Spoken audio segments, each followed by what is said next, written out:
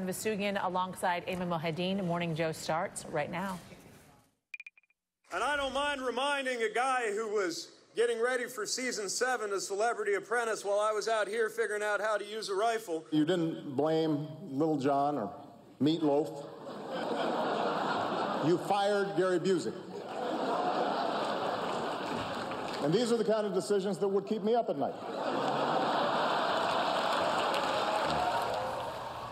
That's Mayor Pete channeling a line from Barack Obama, which was said to get deeply under Donald Trump's skin back in 2011. Remember that?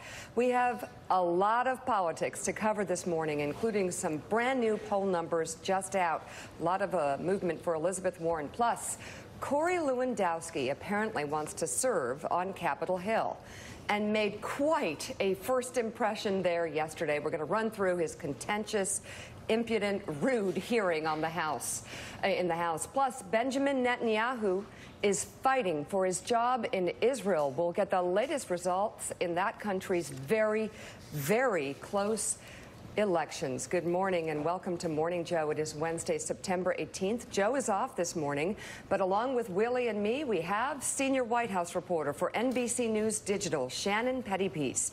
Branding and marketing expert Donny Deutsch is here. Could we agree on an introduction? Yes.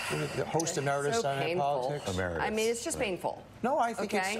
it's and now celebratory. You're just asking me to be mean to you because you know, like, but I know feel sorry for you. I know how much you care, so yeah. I know you can. National political correspondent for NBC News and MSNBC and author of The Red and the Blue, Steve Kornacki. A great morning to have Steve on with these poll numbers just out.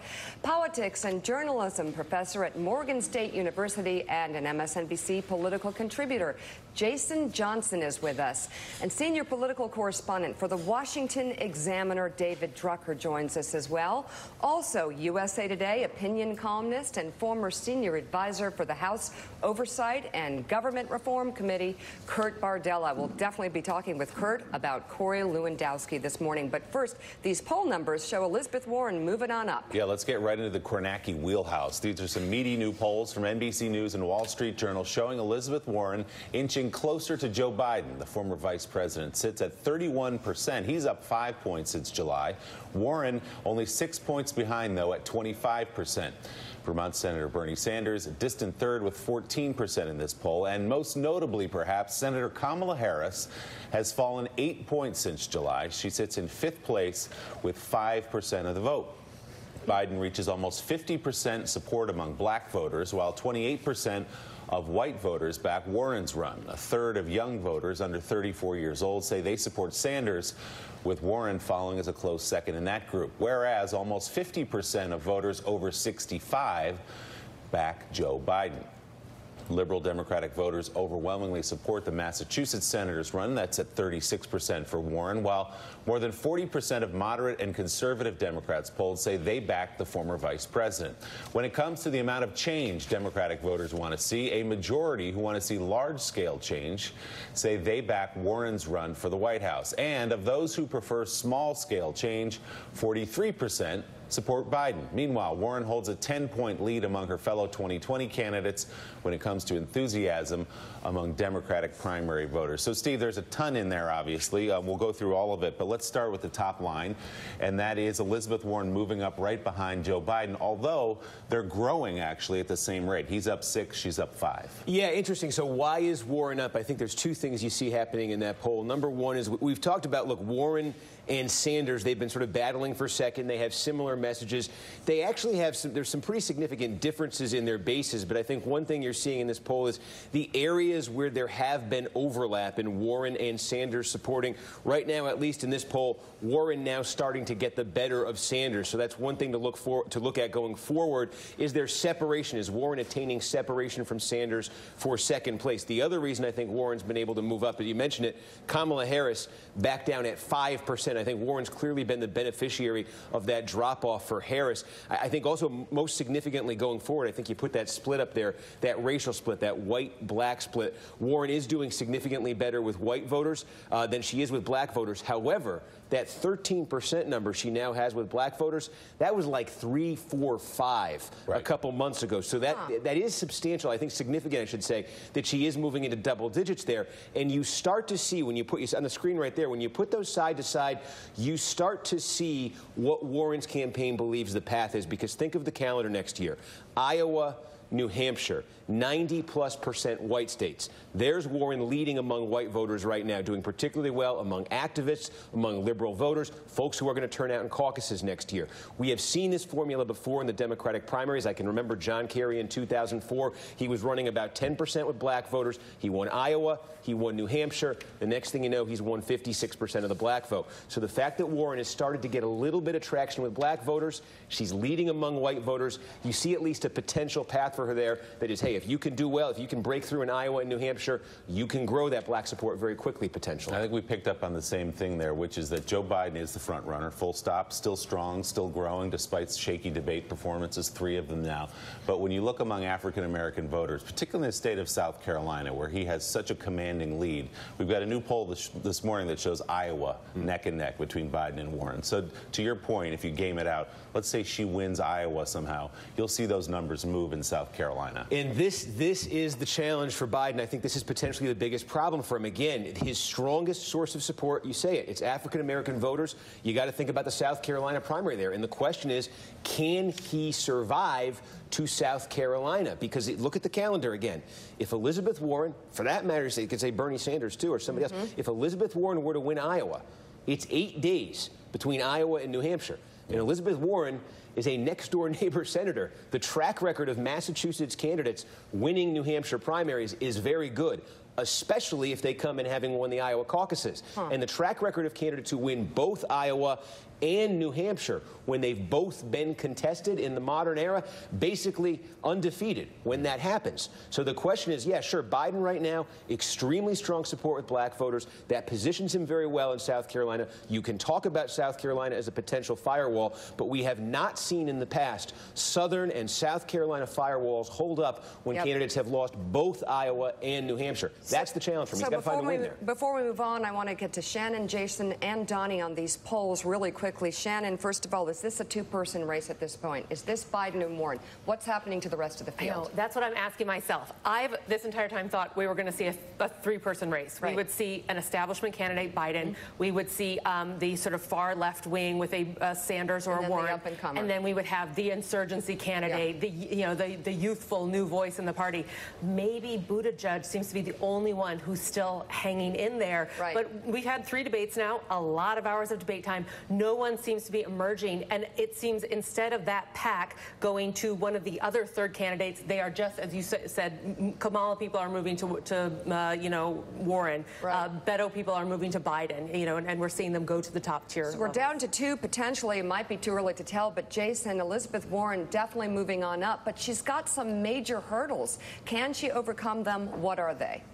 Well, so the first major hurdle she has is Joe Biden, because he's the front runner. People still think he's the most electable. He is still the candidate that is the top second choice for a lot of people like Elizabeth Warren, a lot of people like Bernie Sanders. But here's where her success has come in. Number one, and I've been saying this for a while, she began with activist black women. That started with She the People several months ago. And activist African-American women have drawn more black voters to Elizabeth Warren, which has been helpful. Next, she's been taking away the progressives and the activists from the Bernie Sanders campaign. She just won the Working Families Party endorsement this week. That was something that Bernie Sanders had locked down in 2016. Now Elizabeth Warren has it, and it's a very, very strong endorsement of black, brown, tan, and working class people, and they will work for you across the country. So she's doing well. If she can convince people that she is electable, if she can convince people, in recent polls, there's an article in Slate that said if you take electability out of it, Elizabeth Warren and Joe Biden are almost tied. If she can make that argument nationally, this is a two-person race.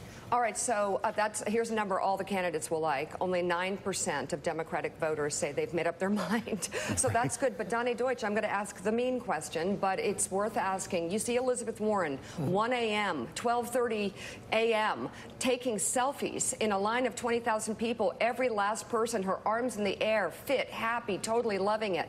And Biden, you don't see that. Is there a concern at this point that people are looking at, or is this just in the media? Well, that would line up with the enthusiasm number, which to me is always a really important number, which goes right to Warren. Look, it is a two-person race, and we've got to stop lumping Elizabeth Warren and Bernie Sanders in the same place. Elizabeth Warren has clearly established herself as the liberal alternative, and it's going to be interesting to see how those numbers change when we get to a binary place. And the binary place is going to be very, very simple.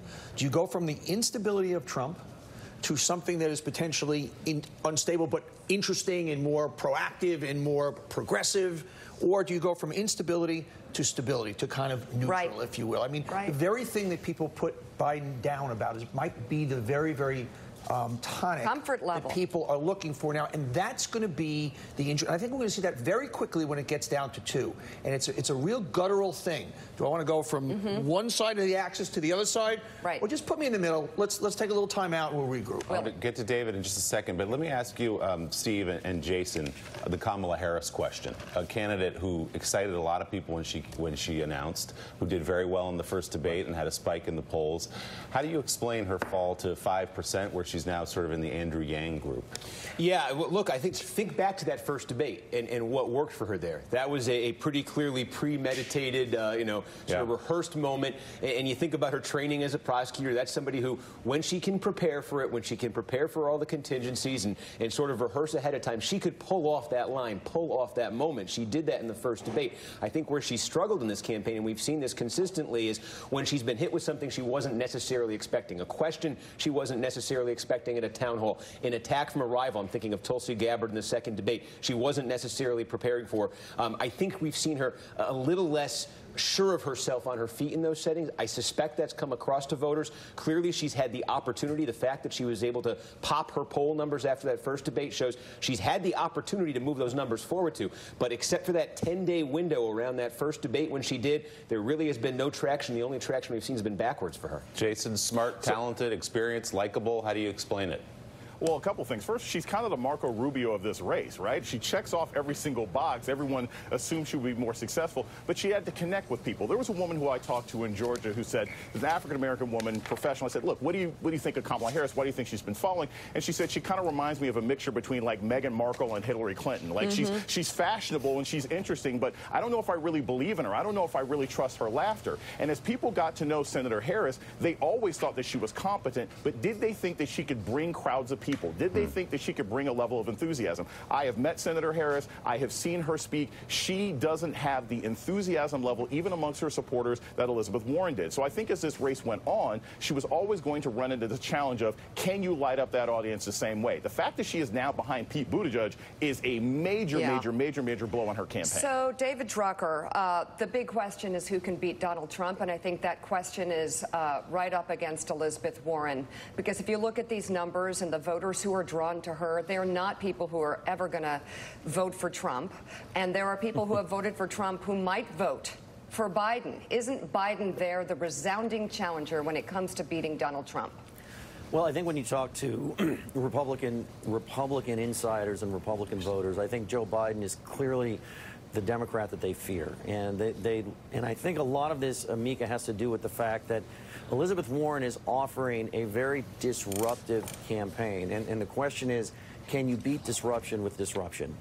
And for a lot of voters, there's a question about whether or not Elizabeth Warren can beat President Trump in the right places. Look, she clearly is going to have a lot of appeal in left-leaning suburbs and even some of the swing suburbs. But in a lot of these swing counties, in exurban and rural counties where the president has been really strong and eaten into what was long a Democratic-dominated area, does she have, because of her cultural politics, not so much because of her left-wing populism, which could have some appeal, but because of her position on cultural issues, can she eat into the president's margins there? I think there's a huge question mark around that, and somebody like Joe Biden, who, because he is not seen as so disruptive, but is seen as somebody who has been around for so long, It's somebody that may be a little bit too liberal for me, but maybe somebody that I can deal with, that makes me feel comfortable. And maybe I'm somebody who's not even that comfortable with the president's disruption, even if I like his issues, and Biden's a comfortable place to go. I think that's why we see him doing better in these areas. That's why Republicans fear him the most. And so I think that's the question Elizabeth Warren has to answer. Now, I will say this, and this is really important. When you talk to Elizabeth Warren's supporters, even though they're not those kind of voters, at least not yet, they really believe in her electability. And it's a very dangerous thing when you have a candidate whose voters really believe that that candidate can win. We saw that with President Trump, and it was a real killer for him. But that's the problem. You know, here's a simple problem, and Joe brought it up yesterday. If she's going to continue along saying to 160 million people, you can't choose your insurance, she's going to lose. I know. She's going to lose. I mean, like, we got to grow up a little bit around here sometimes. Her policies, now she maybe just playing a game, and once she gets in the general election, but if she's running on her policies, and she seems to be someone who's pretty authentic, she will lose, and we'll get 4 more years of Donald Trump. I know it's not popular, a lot of people, when I say that. That's a fact. She's already on the record. She's sponsored a bill, so she can't run away from that. It's already there. Lots more to get to. Yes, we'll come back to these polls, but let's turn to yesterday's impeachment hearing before the House Judiciary Committee as Democrats struggled to get answers from former Trump campaign manager Corey Lewandowski. The hearing lasted more than 5 hours and was contentious as Democrats attempted to get more information on a key part of the Mueller report. The claims in a June 2017 meeting in the Oval Office, the president told Lewandowski to instruct then Attorney General Jeff Sessions to announce publicly the president had done nothing wrong and that the special counsel investigation was unfair.